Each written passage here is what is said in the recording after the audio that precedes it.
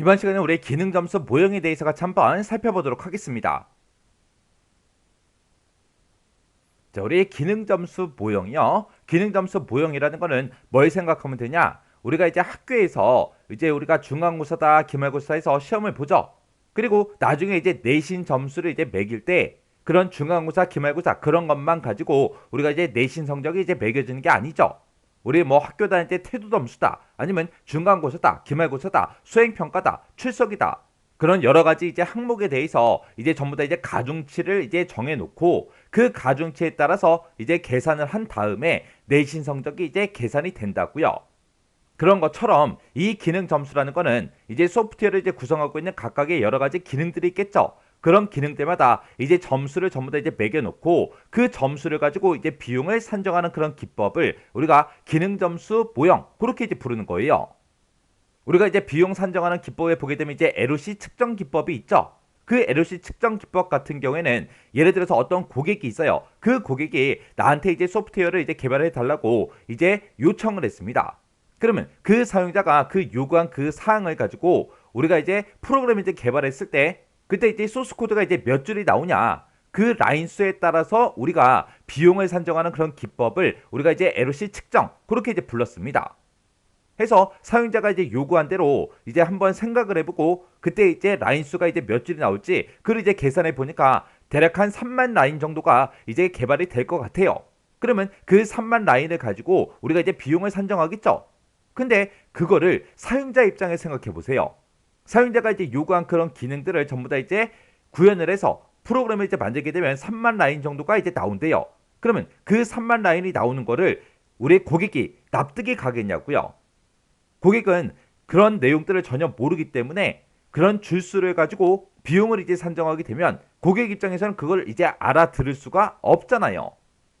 해서 이 기능 점수라는 건 뭐냐? 사용자가 이제 요구한 그 요구 사항들이 있죠. 그런 각각 이제 요구 사항들이 하나의 기능이 이제 된다고요.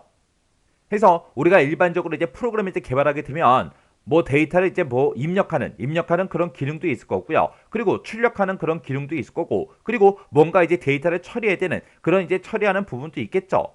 그리고 그 안에서 이제 생성이 되는 그런 데이터들도 있을 거고, 그리고 외부 프로그램에 이제 연결을 시키냐 안 시키냐 그런 것도 이제 있고 여러 가지 이제 기능들이 있겠죠.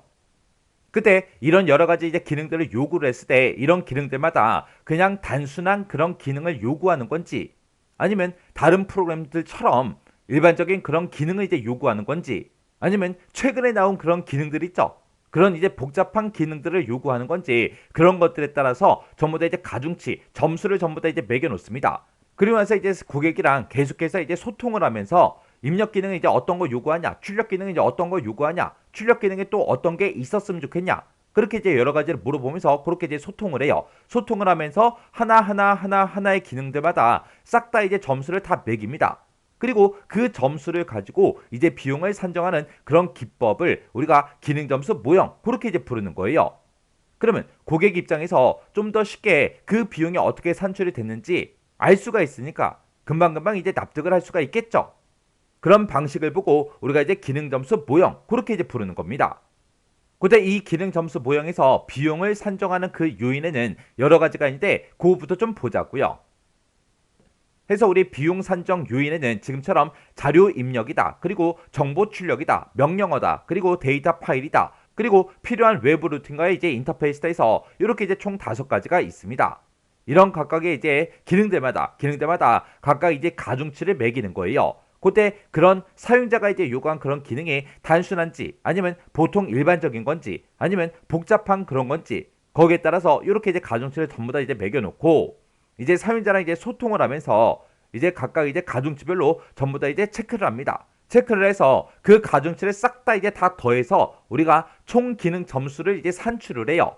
그렇게 이제 산출된 그런 기능 점수를 가지고 우리가 이제 비용을 산정하는 그런 기법을 우리가 기능 점수 모형 그렇게 이제 부르는 거예요. 해서 우리 기능 점수 모형에 지금처럼 이렇게 이제 5가지 비용 산정 요인이 있어요. 이렇게 이제 5가지가 있다라는 거 요거 이제 기억하셔야 돼요. 해서 우리 기능 점수 모형이라는 거는 알브레 히트라는 그 사람이 이제 제안했는데, 얘는 이제 소프트웨어 이제 기능을 이제 증대시키는 그런 요인별로 싹 다 이제 가중치를 부여를 합니다. 그리고 그 요인별 가중치를 싹 다 이제 합산을 해서 우리가 총 기능 점수를 먼저 산출을 해요.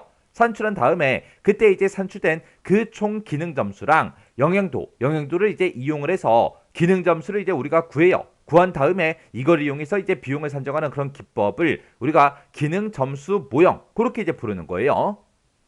그때 이제 기능 점수를 계산하는 그 공식이 지금처럼 이렇게 이제 됩니다. 근데 이 기능 점수 모형이라는 게 발표 초기에는 큰 관심을 이제 못 받았어요. 못 받았는데 최근에는 그 유용성과 이제 간편성으로 비용 산정 기법 중에서 최선의 평가를 이제 받고 있습니다.